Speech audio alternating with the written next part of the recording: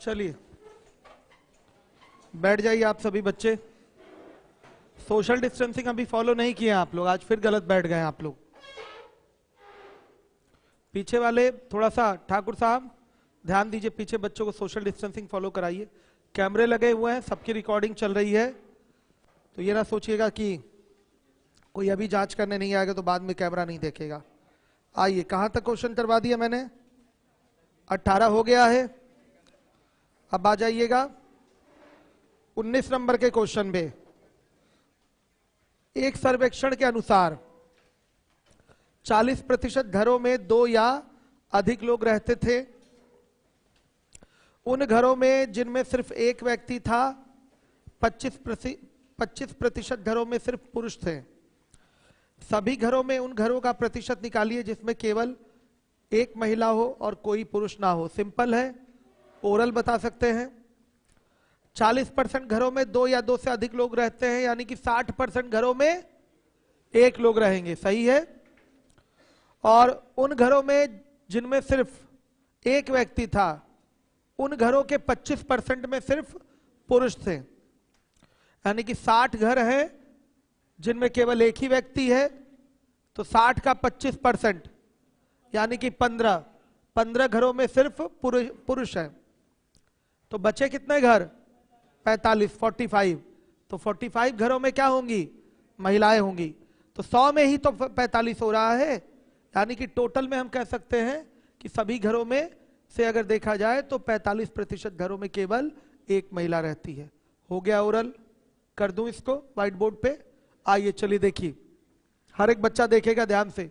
19 number का question है आपका। कुल घर हो गए 100, एक व्यक्ति वाले घर हो जाएंगे, वाले घर 60, और एक पुरुष वाले घर हो जाएंगे 60 का 25% यानी कि 15, तो एक महिला वाले घर हो जाएंगे 60 में से 15 माइनस करिए, कितना? 45। 45 का मतलब क्या? 45% घरों में केवल एक महिला है। यह आपका आंसर है। सूर्य प्रकाश कह रहे हैं जब YouTube पे नहीं पढ़ाना होगा तब बता दीजिएगा, हम ऑफलाइन जरूर बताया जाएगा। जब YouTube पे नहीं चलेगा तो सूर्य प्रकाश परेशान ना हो।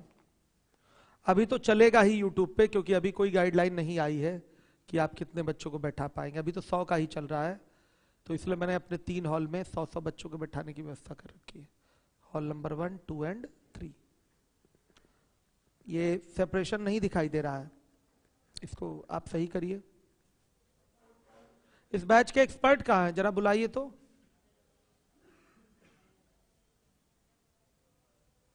बुलाइए। इरशाद है और वो आए हैं स्वामी विवेकानंद, आए हैं। कहाँ हैं? है इधर हॉल नंबर 3 में है क्या विवेकानंद जी? आप लोग थोड़ा सा यहाँ आप आ जाइए। अनिल आप यहाँ आइए। और सुनिए, आप लोग की जरूरत क्लास में है, जितनी क्लासेस चल रही सब में सोशल डिस्टेंसिंग आप ही लोग 3 लोग हैं यहाँ पर, तीनों लोग फॉलो कराएंगे। 3 एक्सपर्ट है। अभी क्वेश्चन नहीं बताना किसी को आपको, ठीक है? अभी आप लोग का काम क्वेश्चन बताने का नहीं। सारी क्लास में जाके औचक निरीक्षण करिए और देखिए कि 100 से ज्यादा लोग ना बैठे हो। सोशल डिस्टेंसिंग होनी चाहिए। मैं बार बार आप लोगों को पहले भी बोल चुका हूं। आज आप किसी क्लास में गए हैं? इरशाद इसी में थे आप? गए हैं किसी क्लास में? किसमें? फाउंडेशन में गए हैं, ठीक है, सही। ऐसे ही चेक करते रहिए आप लोग जा जाके। हाँ वेरी गुड, बहुत बढ़िया। आप पर्दे वर्दे सही करा दीजिए जरा, ठीक है? पर्दे सही कर दीजिए आप लोग, आप ही लोग सही कर दीजिए। जब आप हैं तो आप ही सही करेंगे, ठीक है? सेट कर दीजिए पर्दे, उसको सेपरेशन होने चाहिए। अनिल आप इधर बैठिए अपना, प्रॉपर हमें कमेंट दिखाते रहिए, क्वेश्चन चेंज करते रहिए। आइए बच्चों देखिए अब अगला क्वेश्चन। ऑप्शन नहीं मैच कर रहा है। क्यों नहीं मैच कर रहा है? नन ऑफ दीज दिया तो है, दिया है ना नन ऑफ दीज, तो यही आंसर है आपका। 45% घरों में केवल एक महिला है, ठीक है? आइए अब इसके बाद आ जाइए, आपका 20th नंबर का क्वेश्चन है, 20वां। नवनीत ने किसी परीक्षा में 80% प्रश्नों का सही हल किया है। अगर उसने 41 प्रश्नों में से 37 प्रश्नों के सही हल निकाले हैं और बचे हुए प्रश्नों में से हर 8 में से 5 का सही हल निकाला है, तो परीक्षा में पूछे गए कुल प्रश्नों की संख्या कितनी थी? तो आप मेथड 1 से करिए। माना पूछे गए प्रश्नों की संख्या बराबर प्रश्नों की संख्या बराबर x। जैसे देखिए अभिषेक पूछ रहे हैं या कोई और बच्चा पूछ रहा है कब तक क्लास चलेगी, तो उनको रिप्लाई करिए आप कि जब तक शासन का आदेश नहीं आ जाता तब तक ऑनलाइन चलता रहेगा। ठीक है, समझ में आया? नया टॉपिक कब से चलेगा तो उनको बताइए, नया टॉपिक मंडे से चलेगा। टॉपिक कौन सा होगा? Profit loss. इन सब का रिप्लाई बच्चों को मिलना चाहिए कि हम बार बार कमेंट ना देखें। ये सब जैसे कोई इंक्वायरी ले रहा है तो ऐसे आप बताते रहिए। चलिए, माना पूछे गए प्रश्नों की संख्या हो गई आपकी x। आप फाउंडेशन वाला भी देख रहे हैं क्या? एक साथ दोनों कमेंट चेक कर रहे हैं? नहीं। अशफाक सर को बुलाइए। चलिए देखिए, माना पूछे गए प्रश्नों की संख्या बराबर हो गया है x। ठीक है, आप केवल क्लास हमारे पे कंसंट्रेट रहिए। देखिए कितने प्रश्न सही हल किए गए हैं। पहले तो 80% प्रश्नों का सही हल किया गया है, तो सही हल किए गए प्रश्नों की संख्या हो गई x का 80% सही है। और ये और कैसे किसके बराबर हो सकता है? 41 क्वेश्चंस में से 37 का सही हल किया गया है। फिर शेष कितने बचे प्रश्न आपके? x माइनस 37 की 41 41 प्रश्न उठा लिए गए हैं, 41 प्रश्न कर लिए गए हैं। उसके बाद पता चला है ना कि सही कितने हैं। 41 प्रश्न देख लिए गए, कर लिए गए, उसके बाद पता चल रहा है 37 प्रश्न सही हैं। तो बचे प्रश्न कितने होंगे जिनको करना है? x माइनस 41 ही होगा ना। बच्चे यहां गलती करते हैं, बच्चे कहते हैं x माइनस 37। नहीं, यहां क्या होगा? x minus 41। ये बचे हुए प्रश्न हैं, ये शेष प्रश्न है। अब इन शेष प्रश्नों में प्रत्येक 8 में से वो 5 प्रश्नों के सही हल देता है। तो अगर 8 प्रश्नों में आपने 5 का सही उत्तर दिया तो कितने प्रश्नों का आपने सही उत्तर दिया? 5/8 भाग प्रश्नों का सही उत्तर दिया। अगर आपसे मैं पूछूं कि आपने 8 प्रश्नों में से 5 प्रश्नों का अगर सही उत्तर दिया है तो कितना भाग का सही उत्तर दिया? 5/8 भाग का आपने सही उत्तर दिया। क्लियर है ये चीज? तो बचे हुए प्रश्नों में से कितने भाग का आप सही उत्तर देंगे? 5/8 भाग का आप सही उत्तर देंगे। 5/8 भाग का आप सही उत्तर देंगे। क्लियर हो गया? आ रही है बात समझ में? ये आपका कंडीशन बनेगा।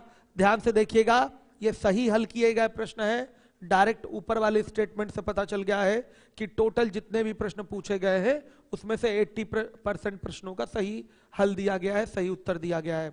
तो सही हल किए गए प्रश्नों की संख्या हो गई आपकी x का 80%। सही है, x का 80%। और ये बराबर और किसके हो सकती है? क्वेश्चन में लिखा हुआ है 41 प्रश्नों में से 37 के वो सही उत्तर दिया है, तो 37 यहां सही हो गए, 41 में ये 37 सही हो गए। और बचे प्रश्नों में से प्रत्येक 8 में 5 के सही उत्तर देता है। प्रत्येक 8 में वो कितने प्रश्नों के सही उत्तर देता है? 5 के वो सही उत्तर देता है, यानी कि 5/8 भाग प्रश्नों का सही उत्तर देता है।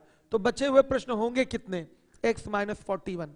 x माइनस 41 का निकालिए 5/8, तो ये सही हल किए गए प्रश्नों की संख्या होगी।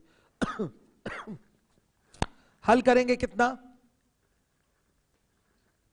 हल करके बताइए कितना आ रहा है?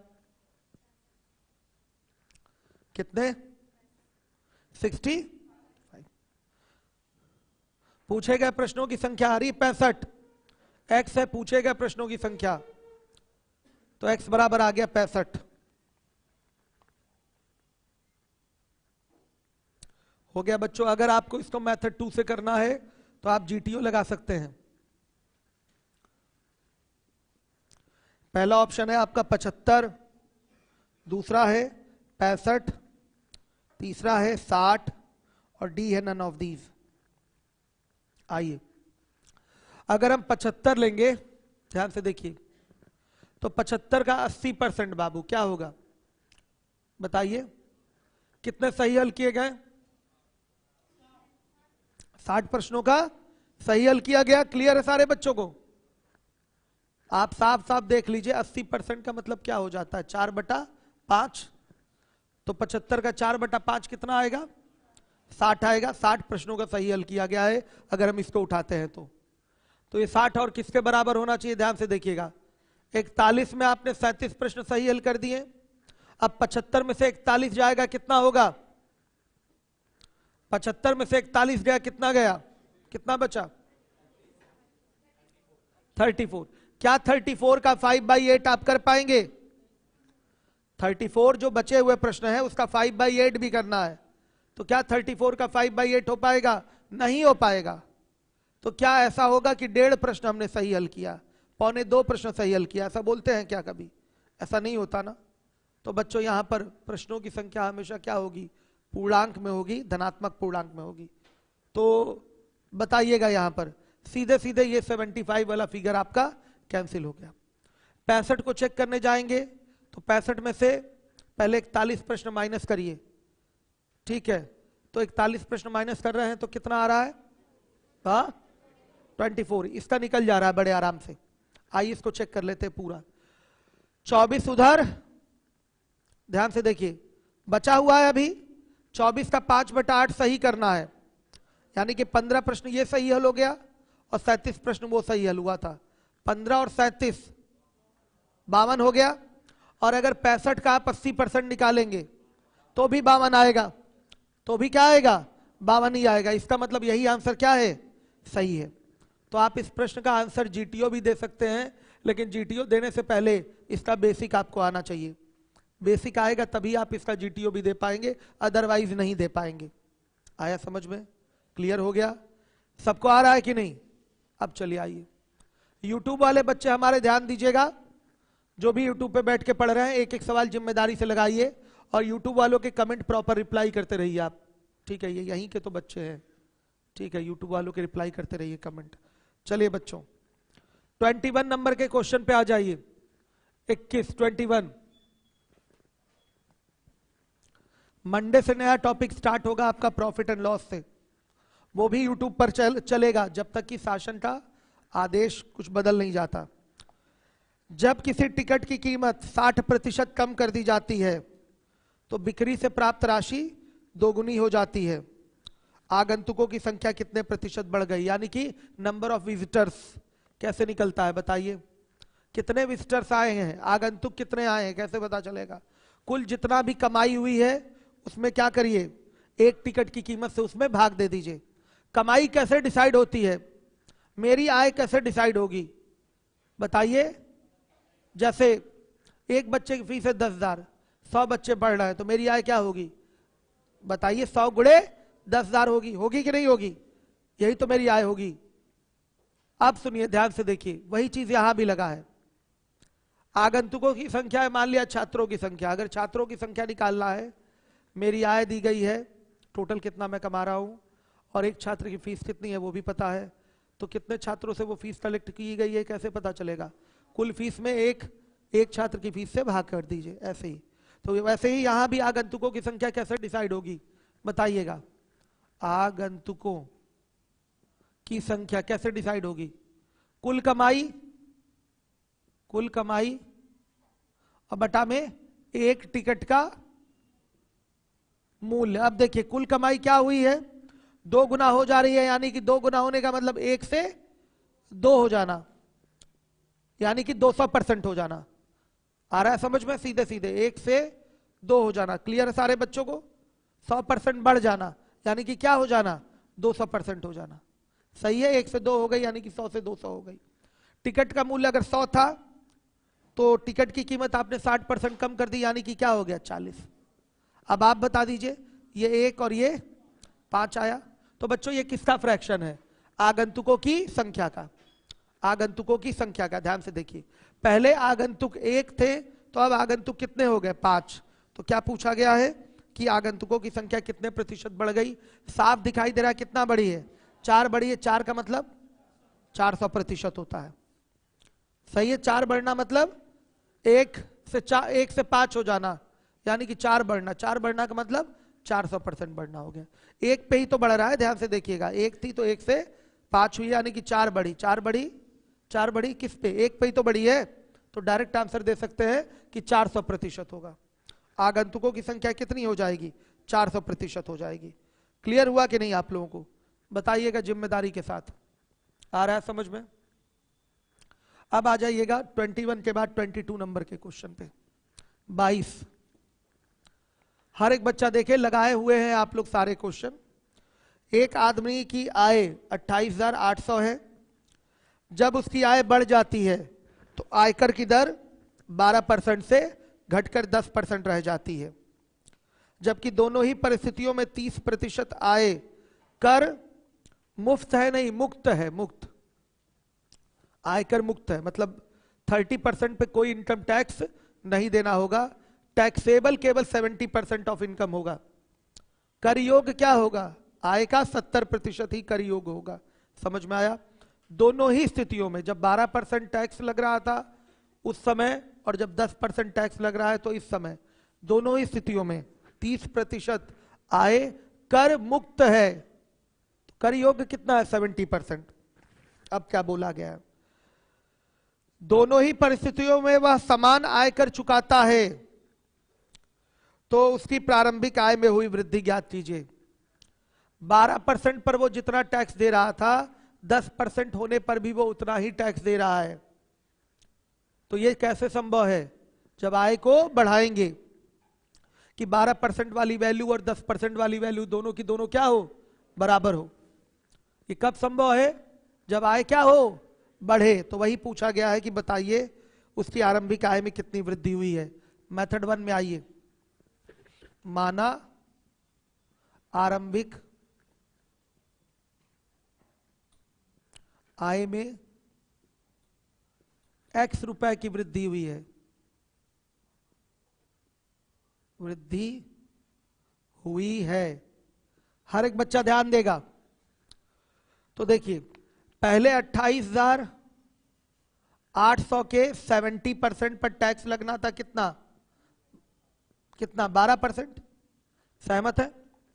28,800 के 70% पर टैक्स क्या लगना था, कितना, 12%।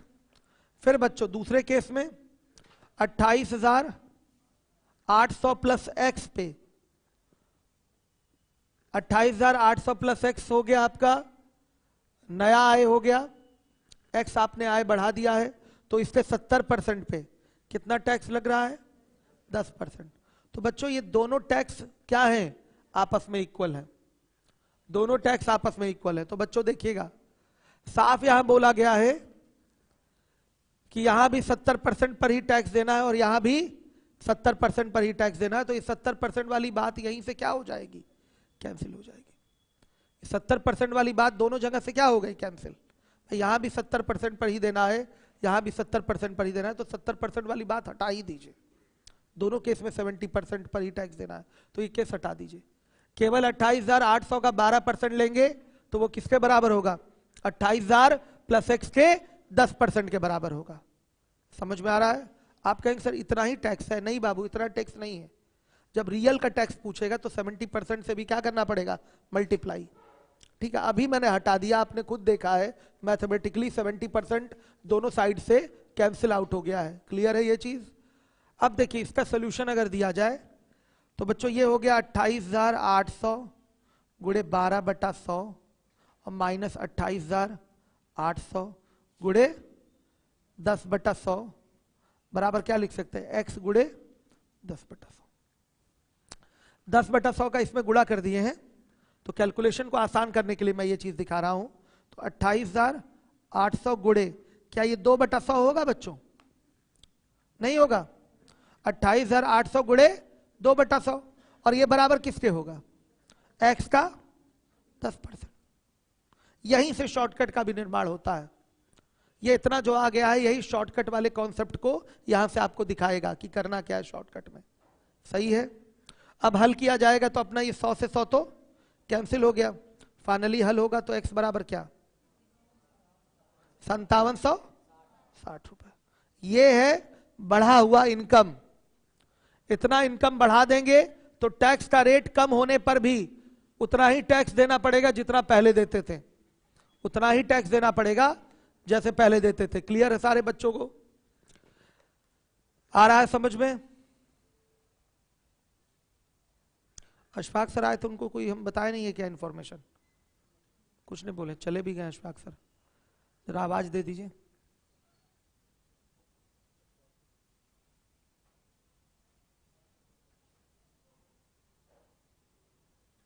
हो गया बच्चों? अब देखिए यहां पर हमारा शॉर्टकट कॉन्सेप्ट क्या होगा।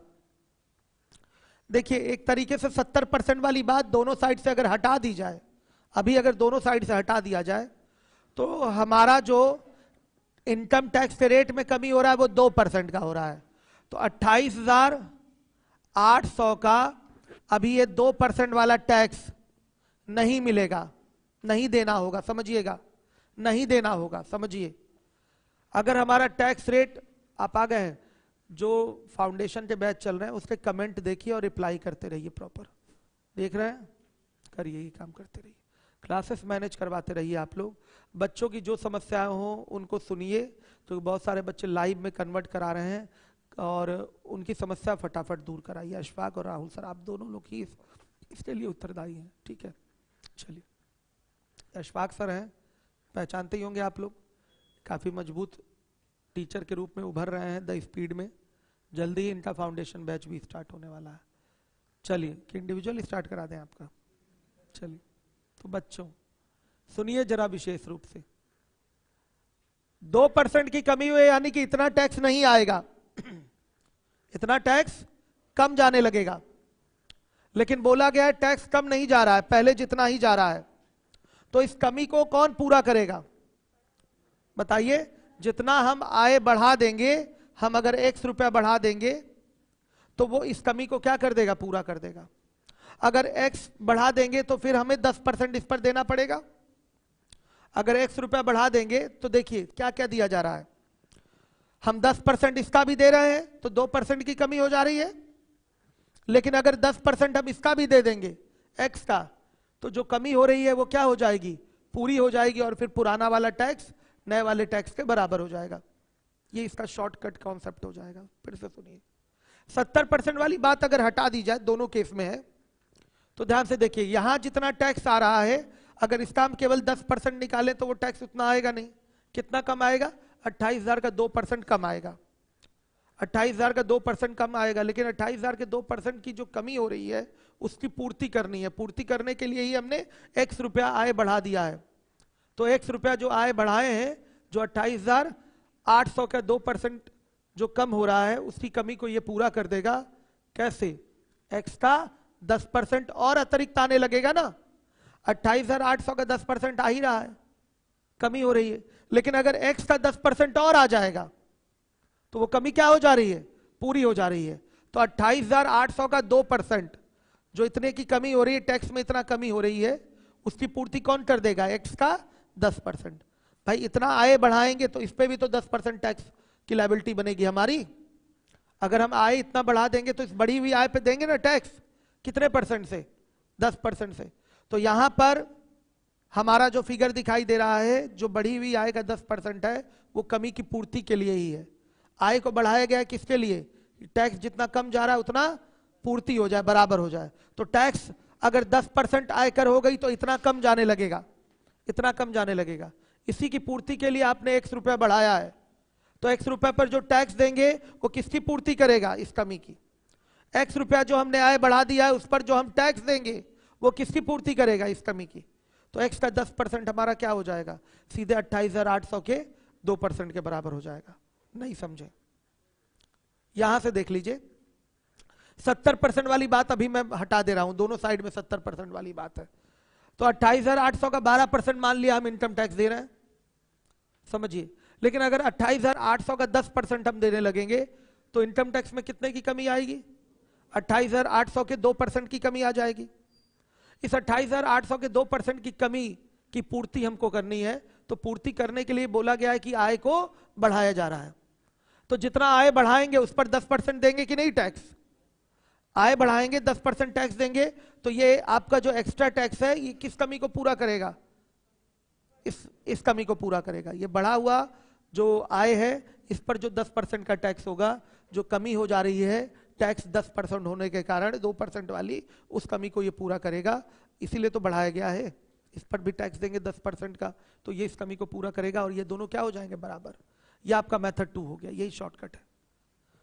एक्स बराबर क्या, 100 से 100 अपना कट गया और सेम वही आएगा 5700। क्या है बताइए। हॉल नंबर 3 से कोई पूछ रहा है क्वेश्चन, जाना पड़ेगा मुझे अब, बताइए क्या।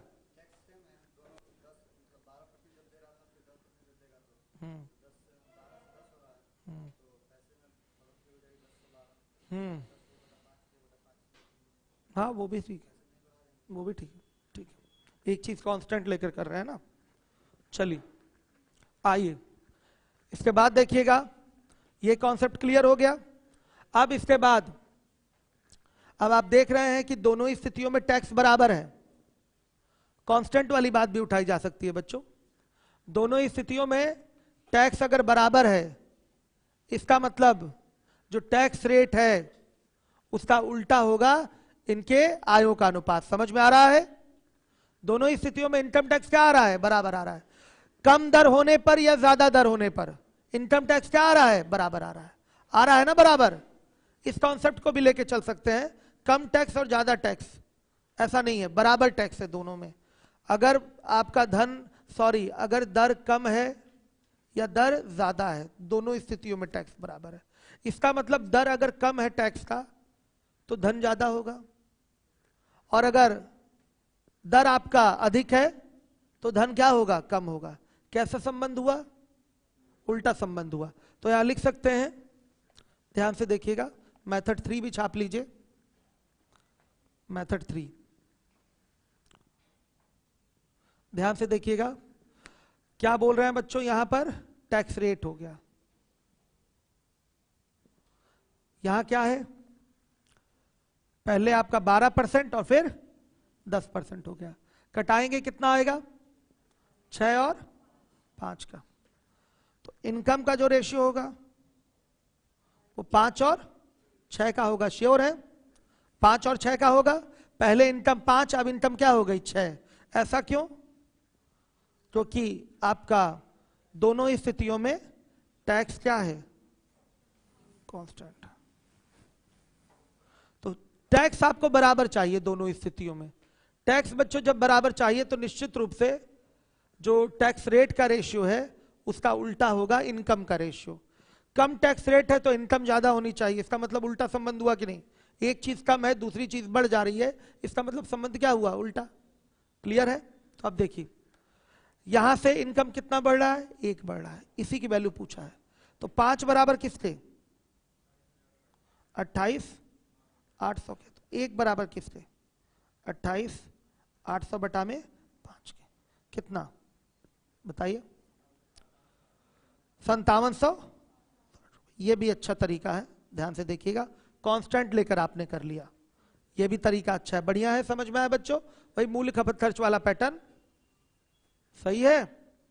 खर्च अगर क्या है, समान है, इसका मतलब खर्च अगर समान है बच्चों तो इसका मतलब क्या, मूल्यों का अनुपात खपतों के अनुपात का उल्टा, या खपतों का अनुपात मूल्यों के अनुपात का उल्टा, वही पैटर्न लेके चलना है। समझ में आ गया, ये मेथड 3 हो गया आपका। कांस्टेंट वाली बात आकाश सिंह को क्लियर नहीं हुई है, ध्यान से सुनिए। कांस्टेंट वाली बात क्यों नहीं क्लियर हुई आकाश, उस पर एक बार विशेष ध्यान दीजिए। आप ही से अगर कहा जाए, आपकी आय अभी मान लिया X रुपए है, तो टैक्स आप दे रहे हैं R1, ठीक है, या R रुपए टैक्स दे रहे हैं। तो एग्जाम्पल इसी को ले लें, क्वेश्चन को ही ले लें, ज्यादा अच्छा है। जितना भी आया है पहले टैक्स आप 12% के हिसाब से कुछ दे रहे हैं आकाश। जो भी आपके पास धन है, 28,800 रुपए का धन है आपके पास, आप दे रहे हैं टैक्स 12% के हिसाब से, दिया आपने टैक्स।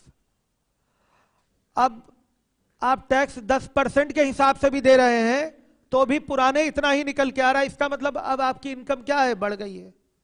अब आपकी इनकम क्या हो गई, बढ़ गई है।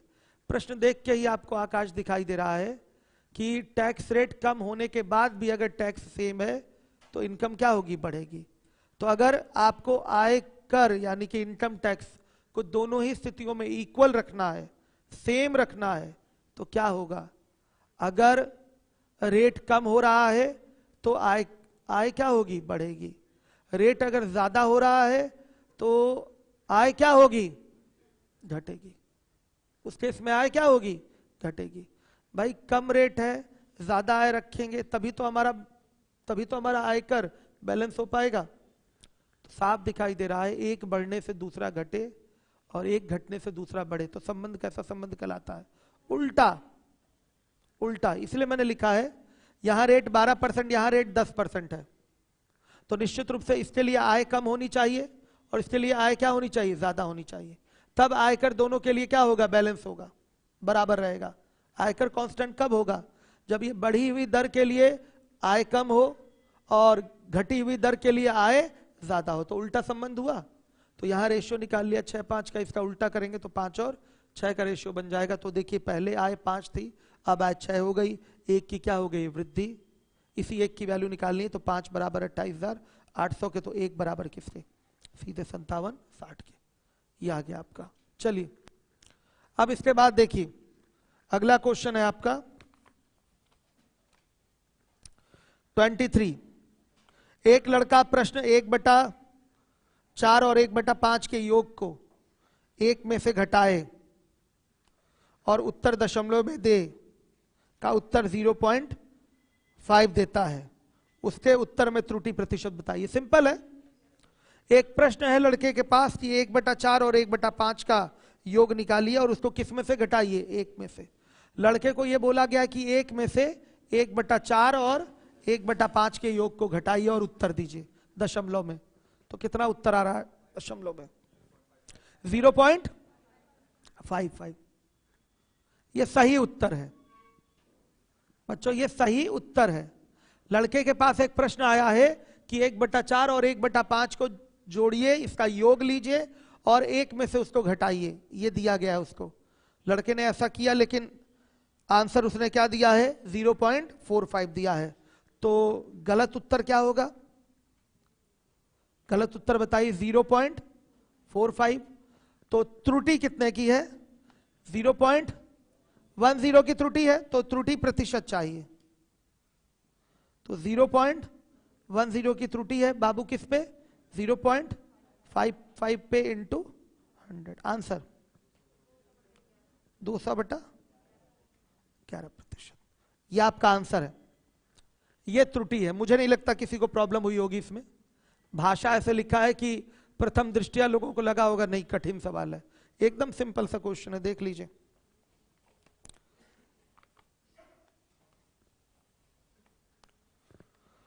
हो गया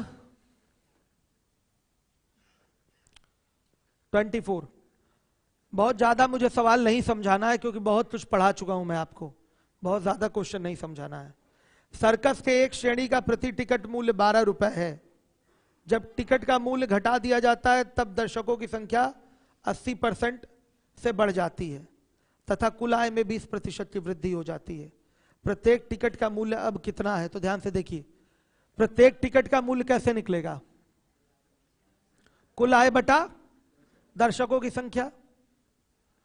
प्रत्येक टिकट का मूल्य क्या हो जाएगा बच्चे, कुल आय बटा में क्या, दर्शकों की संख्या।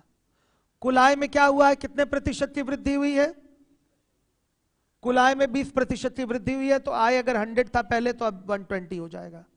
और दर्शकों की संख्या क्या हुई है, 80% से बढ़ गई है, तो ये क्या हो जाएगा, 180 हो जाएगा। 120/180 को अगर कटाया जाएगा तो कितना होगा, 2 और 3। अब ये किसका फ्रैक्शन है, 2/3। प्रत्येक टिकट के मूल्य का फ्रैक्शन है। क्या है ये, प्रत्येक टिकट के मूल्य का फ्रैक्शन है 2/3। तो 3 इसमें क्या होगा, प्रारंभिक मूल्य होगा। तो 2 क्या होगा, टिकट का नया मूल्य होगा। क्या पूछा है आपसे, प्रत्येक टिकट का अब मूल्य क्या होगा। बच्चों सीधे बताइएगा, यहां पर 3 बराबर 12 रुपए के, तो 1 बराबर 4 रुपए के, तो 2 बराबर 8 रुपए के। ये टिकट का अब मूल्य है, नया मूल्य, नया मूल्य प्रति टिकट, एक टिकट का मूल्य है, नया मूल्य है ये प्रति टिकट। हर एक बच्चा ध्यान देगा, ऐसे करेंगे। आ रहा है सबको? परसेंटेज कितने लोगों का आप लोगों में से छूटा हुआ है? हाथ उठाइएगा। सबका छूटा है। आप लोग नए हैं क्या? कितने लोग नए हैं इसमें जो बैठे हैं? सब नए हैं।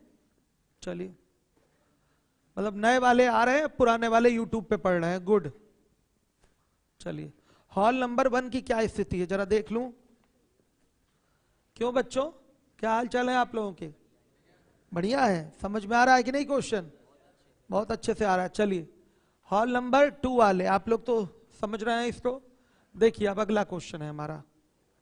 ये ऐसे ही करना है आपको एग्जाम में, ओरल। भले मैं व्हाइट बोर्ड पे कर रहा हूं, लेकिन आप लोग लगाएंगे ओरल। 25 नंबर का क्वेश्चन हम डू योर सेल्फ में डालने जा रहे हैं। पढ़ देते हैं एक बार। डू योर सेल्फ पढ़ जरूर दे रहा हूं।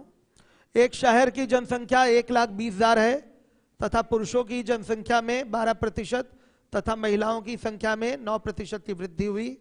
यदि वर्ष के अंत में जनसंख्या 1,32,750 हो तो पुरुषों और महिलाओं की संख्या में अंतर क्या होगा?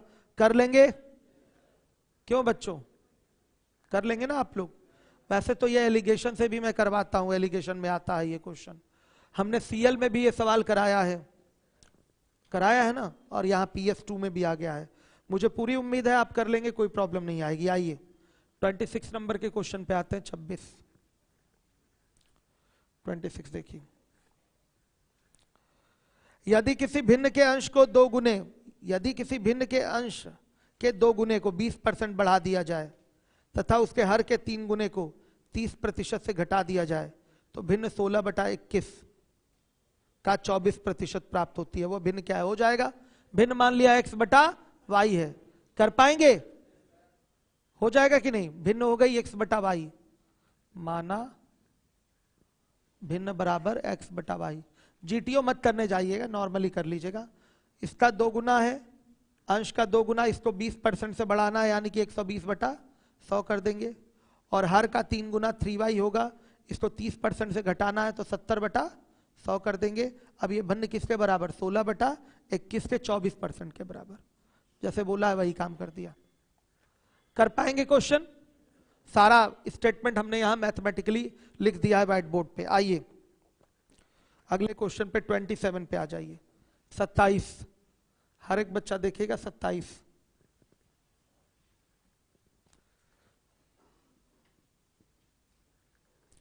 क्वेश्चन है आपका। एक व्यक्ति अपनी आय का 30% बड़ी लड़की को, शेष का 40% छोटी लड़की को देता है और इसके बाद बचे धन को वह अपने 3 पुत्रों में बराबर बराबर बांट देता है।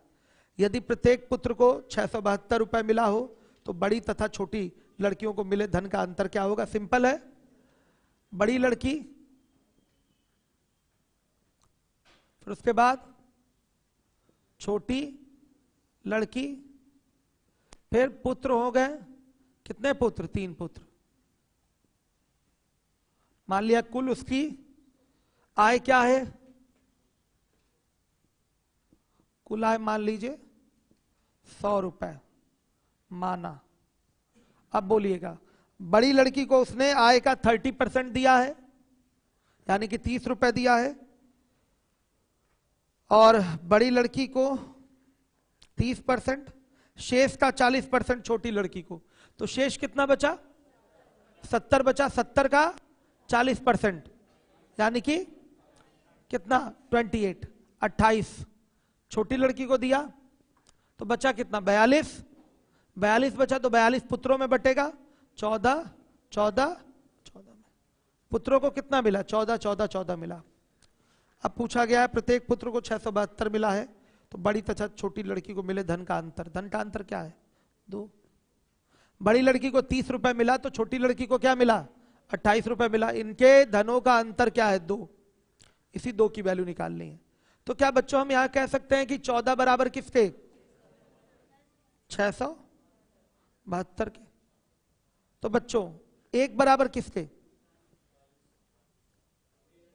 48 के। तो दो बराबर किसके? 2 गुणे 48 यानी कि 96 रुपए। ये आपका आंसर है, हर एक बच्चा नोट करे। हमारे YouTube वाले बच्चे ध्यान दे। 96 सुजीत कुमार ने आंसर करा है, आकाश ने आंसर किया है, अनुज ने आंसर करा है, अनूप पांडे, पायल ने आंसर करा है, सुजीत, प्रयागराज बैचलर्स ने आंसर करा है, उत्कर्ष ने आंसर करा है।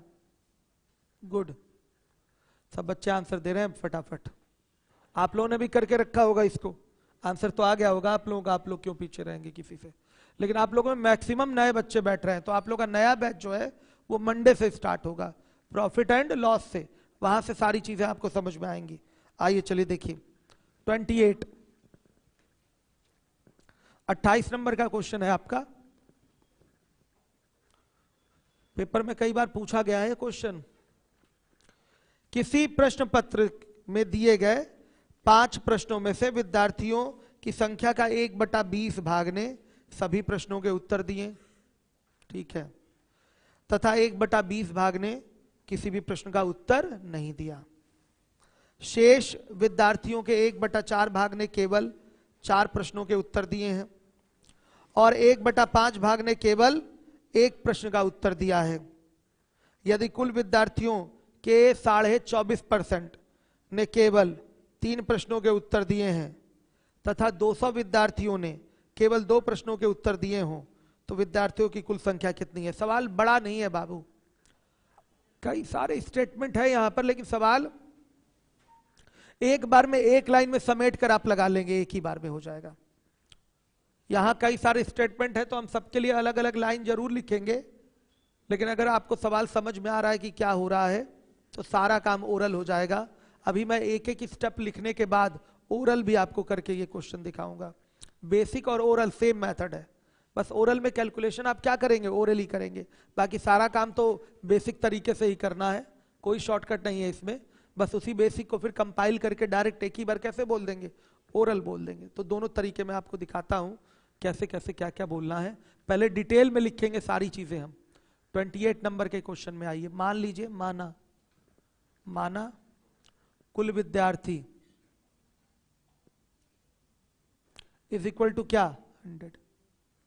बोला गया है 5 प्रश्नों को हल करना है, एक प्रश्न पत्र दिया गया है और विद्यार्थियों की संख्या के 1/20 भाग ने सभी प्रश्नों का उत्तर दिया।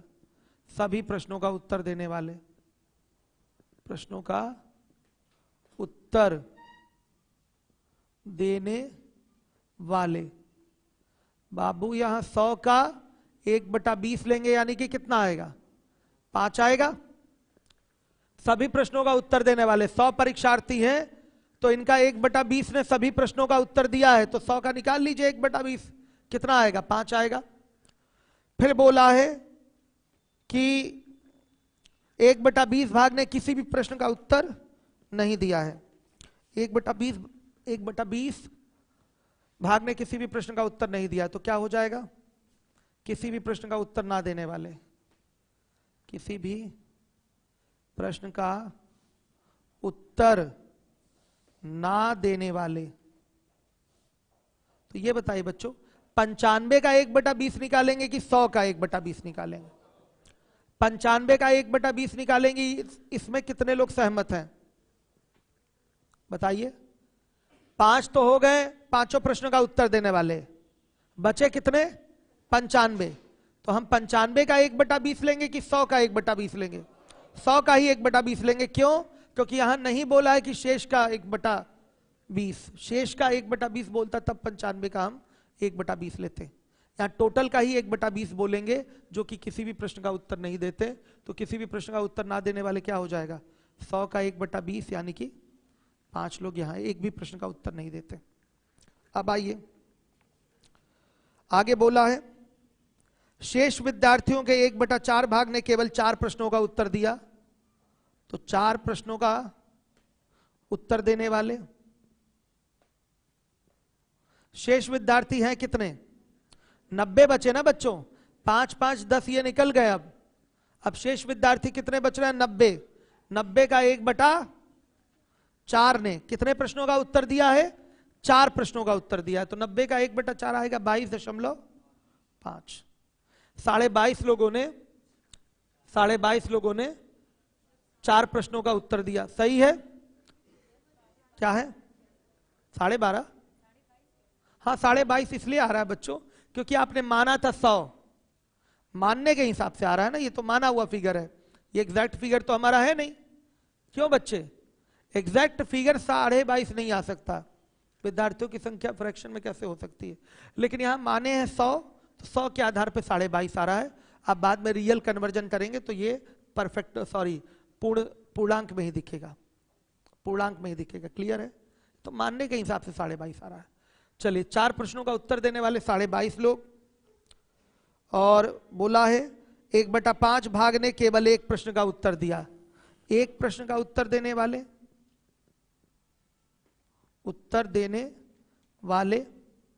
क्या हो गया? 90 का ही ना 1/5 लेंगे, कितना? 18। फिर क्या बोला है? कुल विद्यार्थियों के 24.5% ने केवल 3 प्रश्नों के उत्तर दिए। तो 3 प्रश्न का उत्तर देने वाले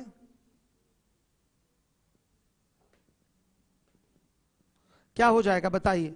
24.5।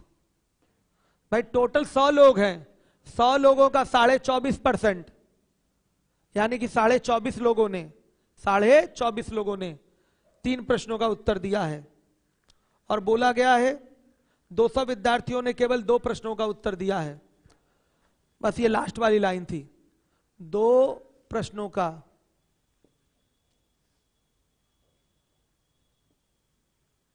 उत्तर देने वाले। 200 क्वेश्चन में दिया, लेकिन हम यहीं से निकालेंगे। कुल विद्यार्थी बच्चों कितने हैं? 100। 100 में से हम क्या घटा दें? 5 5 10 10 और 22.5 32 32 और 24.5 कितना हुआ?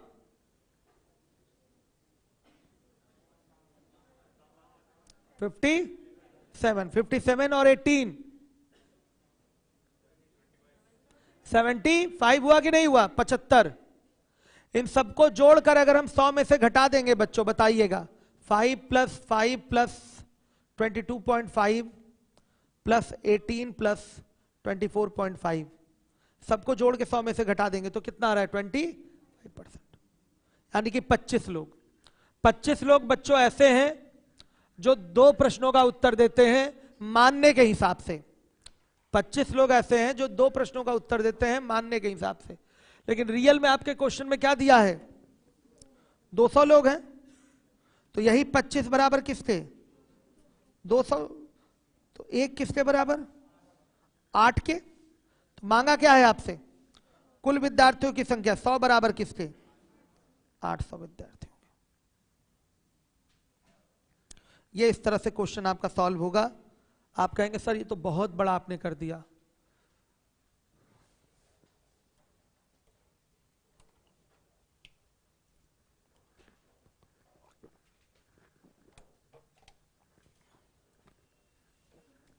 बताइए। यस।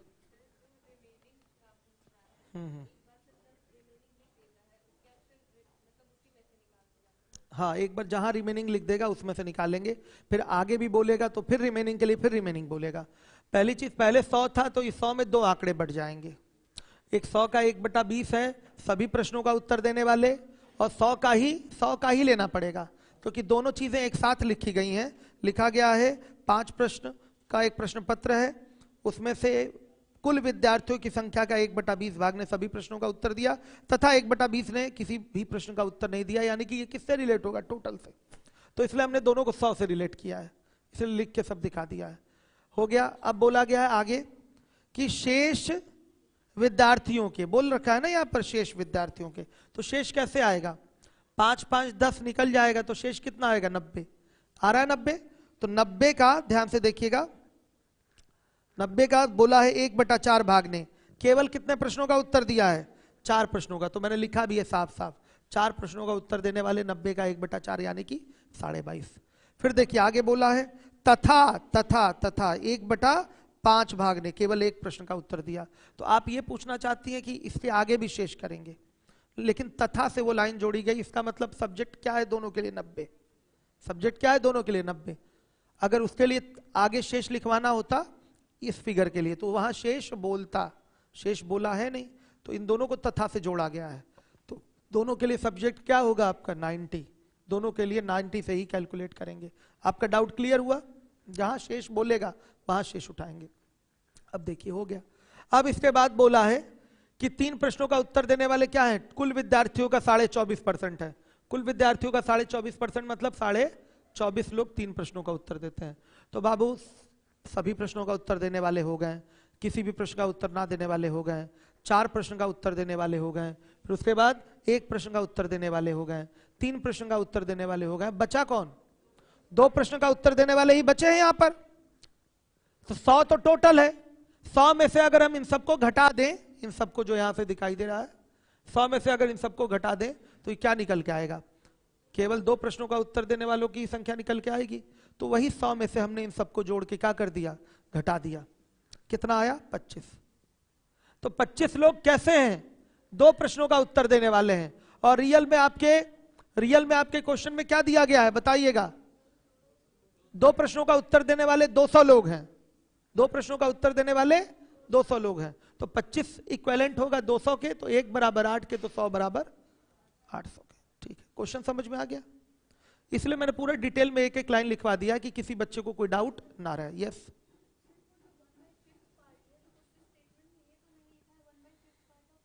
लिखा है। आप इंग्लिश पढ़ रही है क्या? इंग्लिश पढ़ रही है ना? देखिए इंग्लिश में थोड़ा सा क्या है, कमी पाई जा रही है। चूंकि आप इंग्लिश मीडियम है, आप थोड़ा हिंदी से मिला लीजिए।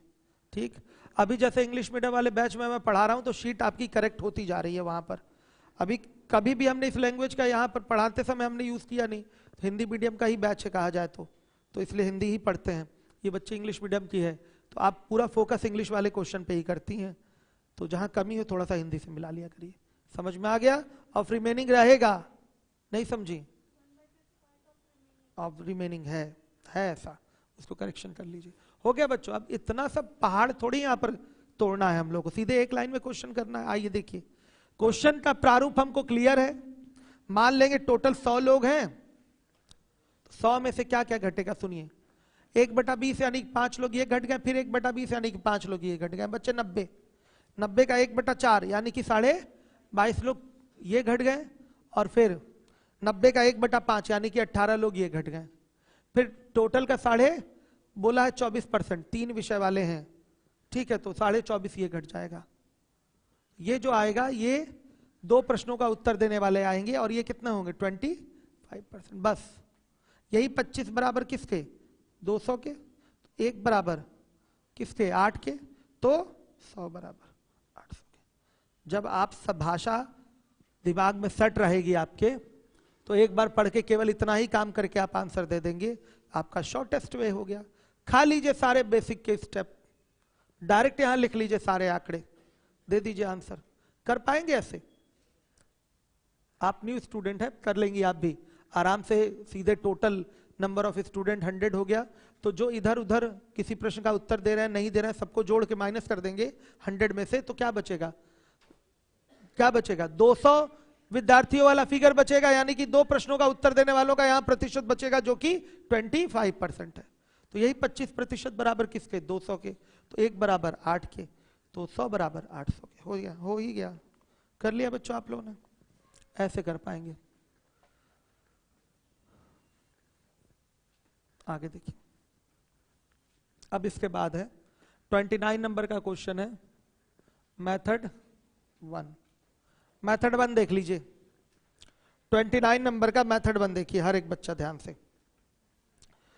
क्रिकेट के एक टेस्ट मैच में पहले भारत खेला है और जितना रन बनाया है उससे 75 रन अधिक ऑस्ट्रेलिया ने पहली पारी में बनाया है। भारत ने दूसरी पारी में ऑस्ट्रेलिया की पहली पारी में बने रन से 10% अधिक रन बनाया है। ऑस्ट्रेलिया ने अपनी दूसरी पारी में 213 रन बनाया है और वो 42 रन से हार गया है। ज्ञात कीजिए भारत ने पहली पारी में कितना रन बनाया। सिंपल है क्वेश्चन। एक तरफ लिखिए इंडिया, एक तरफ लिखिए ऑस्ट्रेलिया। इंडिया और ऑस्ट्रेलिया। इंडिया पहली पारी में कितना रन बनाया? मान लिया 1200, कौन कह रहा 1200? X run. कितना रन बनाया? X run. तो ऑस्ट्रेलिया कितना बनाएगा? X plus 75। 75 रन अधिक ऑस्ट्रेलिया ने पहली पारी में बनाया। भारत ने दूसरी पारी में ऑस्ट्रेलिया की पहली पारी में बने रन से 10% अधिक रन बनाया। तो यहां दूसरी पारी में इंडिया बनाएगा x प्लस 75 और इंटू क्या? 110/100। 10% ज्यादा, 10% अधिक बनाने का मतलब क्या? 110% बनाएगा इंडिया रन। किसका? ऑस्ट्रेलिया पहली पारी में जितना बनाया है उससे 10% ज्यादा इंडिया बनाएगा दूसरी पारी में। और ऑस्ट्रेलिया ने अपनी दूसरी पारी में 213 रन बनाया है। यहां कितना बनाया? ये 213 रन। फिर भी ये हार गया। कितने रन से हारा है? 42 रन से हारा है। तो बच्चों आइए देखिए, इंडिया के टोटल रन में से और ऑस्ट्रेलिया के आप टोटल रन को माइनस कर दीजिए, वो किसके इक्वल आएगा? 42 के। ये बेसिक है। तो x प्लस आ जाएगा x प्लस 75 इंटू क्या? 11/10। ये हो गया। और माइनस क्या होगा बच्चों? x plus 75 plus 230 is equal to किसके? 42 के। हल करके x का मान बताइए। 200 यही आ रहा है। हल कर लीजिए आप लोग। ये बेसिक हो गया। एग्जाम में कैसे कर सकते हैं? गो थ्रू ऑप्शन भी कर सकते हैं। ठीक है, तो उसका मेथड 2 में उठा लेंगे।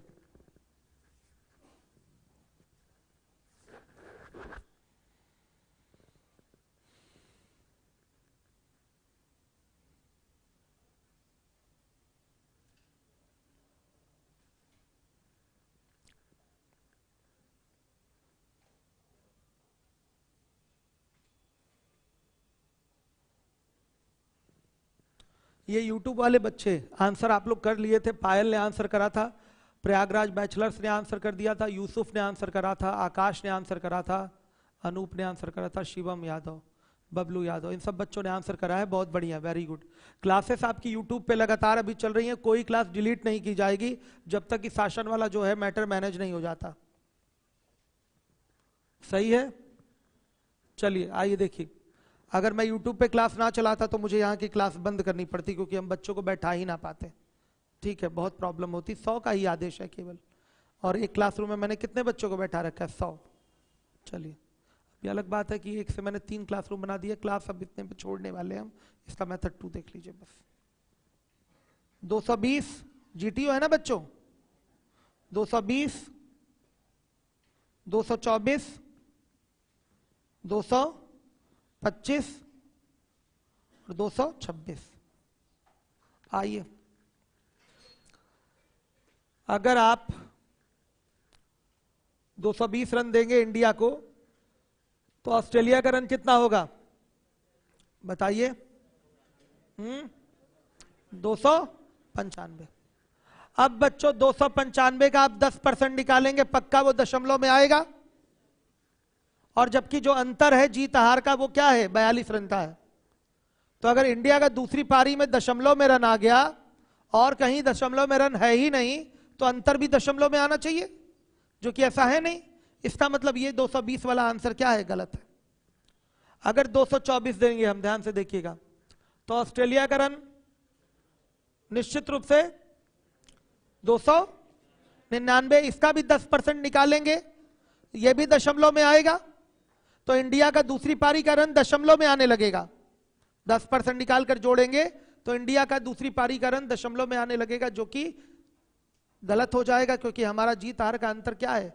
इंडिया जीता 42 रन से। समझिए बात को। तो दशमलव में फिगर इंडिया के रन का हो नहीं सकता, किसी का नहीं हो सकता। दशमलव में हो तो दोनों का हो जाए, नहीं तो किसी का ना हो। आइए, ये भी गलत। 225, 225 में 75 जोड़ेंगे, 300, 300 का 10% 30। तो पहली पारी में उसका 225, दूसरी पारी में 330 इंडिया का। तो इंडिया का टोटल कितना हो गया? 3 2 500, 500 क्या? 530 नहीं, 555। 555 रन इंडिया के बने कि नहीं बने? 555। तो ऑस्ट्रेलिया के कितने हो जाएंगे बताइए? 300 और 213, तो 513 हो गया। 513 हुआ, तो 555 में से 513 घटाएंगे, क्या आ रहा है? 42 आ रहा है। यानी कि आपका यही आंसर क्या है? सही है। विदाउट यूजिंग पेन पेपर आपने आंसर कर लिया जीटीयू से। ये दोनों क्यों बेटा कैंसिल हो रहे थे, समझ पा रहे हैं आप बात को? ऑस्ट्रेलिया का रन तुरंत हम निकाल रहे हैं और उसका फिर 10% बढ़ाएंगे तो इंडिया का दूसरी पारी का रन आएगा, तो 10% ही दशमलव में आने लग रहा है। निकालने की जरूरत नहीं भाई। ये आया अगर 299 आ गया तो 299 का 10% निकालने का मतलब 10 से भाग करेंगे तो पक्का वो क्या हो जाएगा? 29.9 हो जाएगा। तो गड़बड़ हो गया कि नहीं काम आपका? इसलिए दोनों आंसर देखते ही नेग्लेक्ट हो जाएंगे। पकड़ किसको लेंगे? 225 को, क्योंकि इसमें आपकी कंडीशन क्या हो रही है? सेटिस्फाई हो रही है। तो यही आंसर क्या होगा? सही होगा। समझ में आया? अब क्लास वर्क मैं देने जा रहा हूं, एग्जाम में ऐसे कर सकते हैं। यस, क्या है?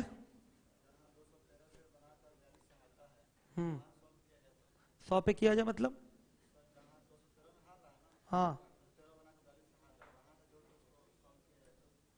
वहां से जोड़ दो। बात तो यही, देखिए बच्चा क्या कह रहा है कि ये वाली चीज जो है आप जोड़ लीजिए ना, 75 और 213, इसको जोड़ने की बात कर रहे हैं। 42 13, अच्छा मतलब उसको उतना ज्यादा देना चाहते हैं। बात तो वही पड़ी ना, फिर इंडिया का टोटल रन फिर उसका रन, क्या कहते हैं कि ऑस्ट्रेलिया का रन, फिर क्या हो जाएगा? 42 हो जाएगा बस। फिर तो दोनों के रन बराबर हो जाएंगे। यहां पर वही बात तो किया गया, अंतर लिया गया है, तो बात तो वही निकल के आ रही है। चलिए, तो इस क्वेश्चन को करने का तरीका जीटीओ है, आराम से कर सकते हैं एग्जाम में।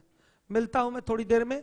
क्लास वर्क ले लीजिए, 5 मिनट का समय है, अगला एक सवाल लगा लीजिए। ठीक है, कैप कहाँ है? लगाइए।